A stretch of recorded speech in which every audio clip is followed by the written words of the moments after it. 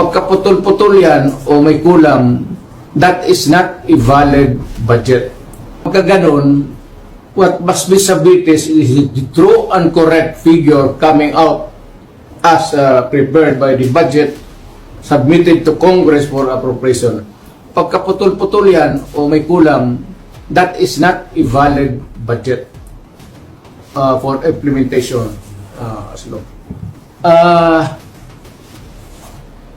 It's not only inaccurate, but I think the budget is in totality invalid. Hindi na pwedeng mag-blanco-blanco dyan sa pera ng tao. Ano ka man? It's people's money. Maglagay ka ng mga mga provisions, but without the true and correct items or money that would be appropriated by Congress, by the people owning the money.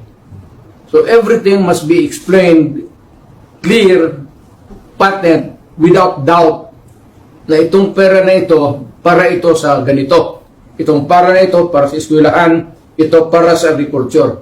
But you do not leave any item there vacant. Itong pera na ito blanco to be filled up later on. That is not allowed by law. And that budget is already, I would like to remind Congress, mali ho yan. It's invalid. Please correct it.